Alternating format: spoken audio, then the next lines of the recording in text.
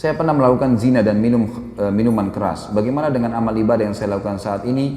Dan bagaimana dengan hukum Islam tentang rajam dan potong tangan dan lain-lain? Apakah saya masih bisa berharap surganya Allah? Mohon nasihatnya Ustaz.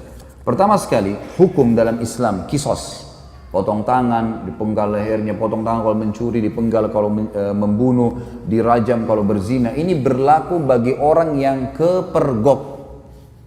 Berlaku bagi orang yang kepergok. Tidak berlaku bagi orang yang antum pernah berzina 5 tahun lalu sekarang sudah taubat. Lalu antum datang kepada seorang ustadz atau kiai, saya sudah berzina, rajam saya. Bukan begitu. Makanya hadis Bukhari yang menjelaskan, seorang wanita pernah datang kepada Nabi SAW dan berkata, ya Rasulullah, saya sudah berzina dan saya hamil dari zina. Dia buat pengakuan. Apa kata Nabi SAW? Kau lagi hamil, pulanglah, melahirkan anak itu. Karena anak itu nggak ada salahnya. Apa kata ulama hadis? Yang dimaksud oleh baginda Nabi SAW, pulang taubat. Jangan kau kesini. Kalau tidak kepergok, udahlah.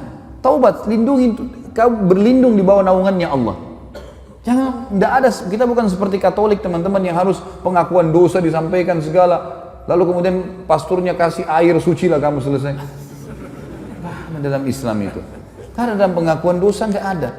Antum tutupin dosa itu. Kata Nabi SAW dalam hadis Bukhari Muslim, orang yang paling buruk di sisi Allah adalah orang yang sudah Allah tutupi kesalahannya. Dia zina tadi malam nih, Allah tutupi sampai pagi. Lalu dia sendiri yang mengekspos kesalahannya. Saya tadi malam, saya begini. Untuk apa? Wanita itu teman-teman pada saat sudah selesai melahirkan 9 bulan masih kembali. Ya Rasulullah, saya sudah melahirkan. Kata Nabi SAW, susui anak ini. Masih ada waktu 2 tahun. Disuruh taubat oleh Nabi SAW, gitu kan? Pulang, habis menyusui ternyata iman dalam hatinya masih kuat. Ya Rasulullah, saya sudah menyusui, rajam saya mau disucikan. Barulah Nabi SAW mengatakan, baik, keraskan bajunya, kemudian dirajam, gitu kan? Karena dia terus meminta kepada Nabi SAW, tapi awalnya disuruh pergi, gitu kan? Lalu kemudian teman-teman sekalian yang terjadi, waktu lagi dilempar, ada seorang sahabat mengatakan, semoga Allah melaknatmu, kenapa kau berzina? Kata Nabi SAW, jangan kau laknat dia. Perempuan ini, demi zat yang ubun-ubunnya Muhammad dalam genggamannya, dia telah bertaubat kalau dibagi untuk 70 orang penduduk Madinah cukup buat mereka semua masuk surga.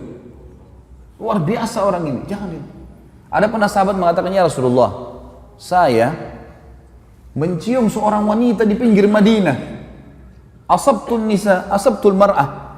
Dalam ulama hadis mengatakan, dia mengatakan, saya sudah menciumnya, saya sudah memeluknya, tapi tidak terjadi perzinahan. Kata Nabi SAW, atusolli ma'ana, apa kau sholat bersama kami berjamaah? Kata dia, iya. Kata Nabi SAW, idhab, pergilah dari sini.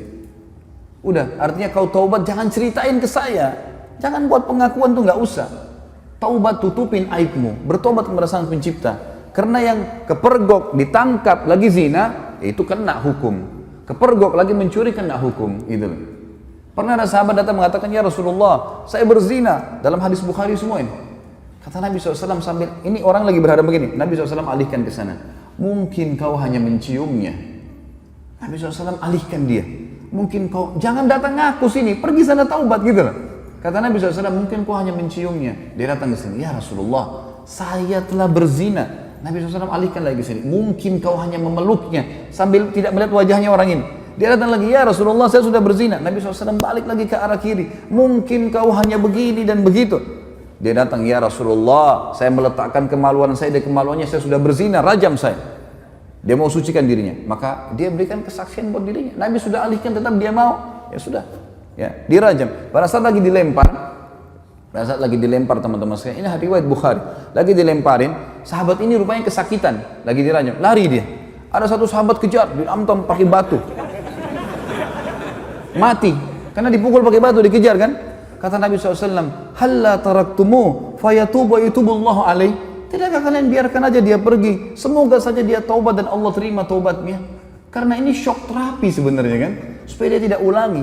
Dalam Islam tidak ada teman-teman begitu orang buat mengaku penggal lehernya, ngaku potong tangannya, bukan itu. Ini memang Allah mengatakan, a'udzu minasyaitonir rajim, walakum fil qisasi hayatun ya ulil albab. Dalam kisas itu ada kemakmuran kehidupan bagi kalian, bagi orang-orang yang berakal, dan ini bagi orang yang Seperti saya jelaskan tadi teman-teman yang kepergok. Kalau orang sudah taubat, antum melakukan dosa sudah taubat, sudah antara antum dengan Allah, jangan ceritakan. Dan ulama masuk dalam bab masalah menikah, tidak dibenarkan seorang laki-laki bertanya pada istrinya atau istri bertanya pada suaminya, sebelum nikah kau pernah berzina enggak? Ini nggak boleh ditanyain dan tidak boleh dijawab. Yang ditanya nggak boleh jawab. Untuk apa? Baik kalau dia bilang iya saya pernah zina, hah? Gimana? Untuk apa nanya? Sekarang depan mata saya ini istri saya, ini suami saya, selesai. Yang saya tahu zahirnya adalah orangnya baik. Itu hukum kita. Jangan korek-korek yang kita tidak tahu, nggak usah. Nggak perlu. Nggak usah periksa-periksa HP.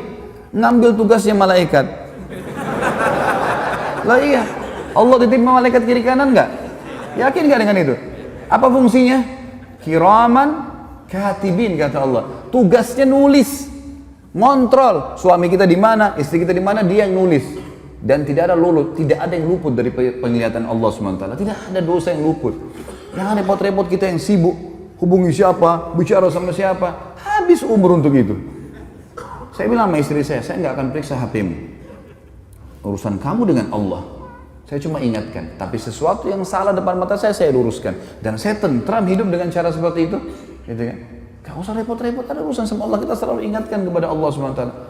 Ini gak usah repot-repot, ini sekretaris dua ini luar biasa, gak tidur, gak capek.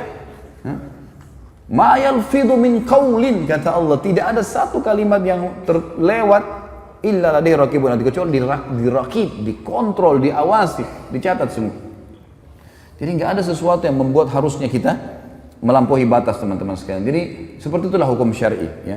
Dan yang menjatuhkan vonis hukuman qisas hanya pemerintah setempat. Saya tutup teman-teman sekalian dengan perkataan saya. Banyak orang-orang sekarang yang sering memvonis banyaknya, oh kalau hukum qisas tidak ada, pemerintah tidak terapkan, berarti masalah togut. Togut ini berarti yang disembah selain Allah. Teman-teman sekalian, wahai anak-anak muda muslim, tenangkan pikiran, masukkan iman dalam hati, jangan terbawa dengan arus fitnah yang terjadi. Main vonis pemerintah Indonesia ini kafir, pemerintah ini kafir, pemerintah ini kafir. Ya akhi, siapa kamu? Duduklah, ibadahlah kepada Allah, azan ke masjid, baca Quran, perbanyak ibadah, jaga mulut. Kata Nabi SAW, man kana yu'minu billahi wal akhir falyakul khairan aw liyasmut. Siapa yang mengaku beriman pada Allah dan akhir, dia cuma ucapkan yang baik, yang dia tahu dan dia tahu bermanfaat buat dia di akhirat, atau dia diam. Jangan ikut campur, nggak usah. Sekarang antum memvonis si fulan tidak benar, si fulan tidak benar. Dari mana ilmu antum tidak benar? Indonesia ini bukan negara Islam. Tapi teman-teman sekalian, berapa presiden kita? 5 atau 6 sebelumnya yang sampai sekarang Muslim atau bukan? Muslim. Salah satu syarat negara Islam pemimpinnya Muslim. Yang kedua, mayoritas masyarakat Muslim atau bukan? Nah, tinggal yang ketiga syaratnya, terterapkannya hukum Islam, kan gitu. Baik, pertanyaan di Indonesia, apakah hukum Islam sudah diterapkan? Hah? Sudah akhi, sebagian belum. Sekarang begini nanti, ini hukum Islam belum? Bukan duduk di majelis ilmu begini. Hah? Takmir masjid, hukum Islam bukan? Azan dikumandangkan, 5 waktu sholat dikumandangkan. Kalau kita Ramadan diiklanin nggak? Baik, kalau kita pergi haji, jemaah haji pergi nggak? Pemerintah buat nggak program haji? Puasa Ramadan, zakat, ada badan zakat nasional. Kita bebas, antum sekarang buat yayasan, kumpulin zakat, sedekahkan, buka rumah anak yatim, buka pesantren. Kita punya pengadilan agama, antum nikah dengan cara Islam bukan? Baik, antum cerai, Islam. Ada majelis ulama nggak di Indonesia? Teman-teman sekalian, yang belum diterapkan di Indonesia apa? Pencuri potong tangan, ya? Orang berzina dirajam. Ini bagian daripada syariat, bagian, bukan totalitas syariat di situ. Harus kita tenangkan pikiran dan hati kita, teman-teman. Jangan terbawa cuma emosional dan ilmunya kurang, akhirnya kemana-mana nih, gitu kan? Ban mobil kita kalau bannya lagi kempes, tambah angin saja, jalan. Kita enggak, kempes, buang semua mobilnya. Lah iya, langsung main vonis. Teman-teman, manusia semua bisa berbuat salah, punya kekurangan, gitu kan? Tetapi kita mendoakan. Yang saya lihat adalah kita di Saudi misal contoh ya, saya karena pernah tinggal di sana, saya melihat di setiap mimbar hari Jumat, semua khatibnya pasti mendoakan agar pemimpin mereka dapat hidayah. Bayangkan kalau kita punya, saya dapat data teman-teman di Jakarta Selatan saja, kita punya 2.200 masjid dan musola. 2.200 masjid dan musola. Ini mungkin sejumlah dengan masjid di negara-negara muslim yang lain yang kecil. Ini baru Jakarta Selatan, kita punya 5 wilayah Jakarta. Ada pusat, ada barat, ada utara, ada timur, ada selatan. Ini kalau 2.000 aja setiap wilayah kita punya 10.000 masjid. Bagaimana kalau seluruh Indonesia? Bagaimana kalau semua orang ini, ya, kalau 10.000 masjid teman-teman berarti ada 10.000 khatib. Ya. Kalau kita punya misal seluruh Indonesia anggaplah 5.000, 100.000 masjid. Semuanya mendoakan, ya Allah berikan hidayah pemimpin kami. Ya Allah berikan mereka menerapkan Al-Quran dan Sunnah. Ya Allah, terus kita doakan kebaikan. Masa dari sekian ratus ribu orang mukmin berdoa tidak diterima sama Allah? Daripada kita main vonis, kita main salahkan, comot sana, ganti sini, vonis ini. Kehidupan apa ini gitu? Coba kembali kepada ilmu yang benar teman-teman. Sekali lagi saya mengajak anak muda muslim untuk tenangkan pikiran, jangan terbawa arus, tenangkan hati teman-teman, nuntut ilmu, perbanyak ibadah buat antum sendiri. Mati kalau datang kita nggak bisa lepas, nggak harus antum tua dulu baru meninggal dunia. Maka sibukkan pada hal yang bermanfaat. Allahu a'lam. Ini tentu saja saya tutup teman-teman sekalian dengan kalimat saya bukan menggurui, saya tidak pernah menyebutkan nama orang, alhamdulillah di majelis saya tidak mau memvonis siapapun salah, tapi kita kembali kepada wahyu Allah subhanahu wa ta'ala sesuai dengan pemahaman para sahabat. Ini adalah hal yang paling tepat. Coba antum kembalikan kepada ini, maka hati kita akan tenang. Oh ternyata Ibnu Abbas, oh ternyata si fulan, oh ternyata si fulan.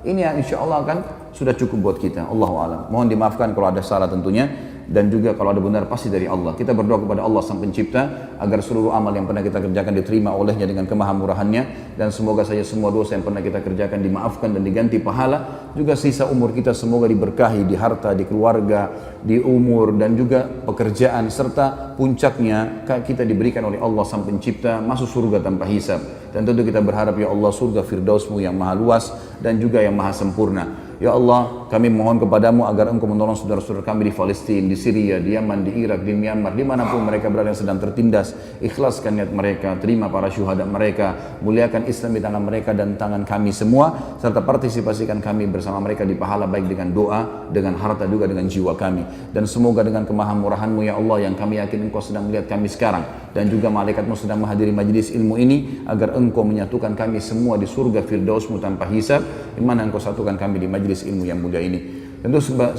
selanjutnya teman-teman sekalian kita berdoa, kita berharap agar Allah Subhanahu wa taala sekali lagi mengikhlaskan niat kita, menjadikan majelis ilmu ini sebagai ilmu yang bermanfaat. Dan saya memohon ampun bila ada sesuatu yang salah kepada Allah Sang Pencipta, dan juga untuk saudara kita semua hadir di sini, dan kedua orang tua kita dan seluruh muslimin dan muslimat, agar semuanya dimaafkan kesalahan-kesalahannya. Subhanakallahumma wa bihamdika asyhadu an la ilaha illallah astaghfirullah wa atubu ilaik. Wassalamualaikum warahmatullahi wabarakatuh.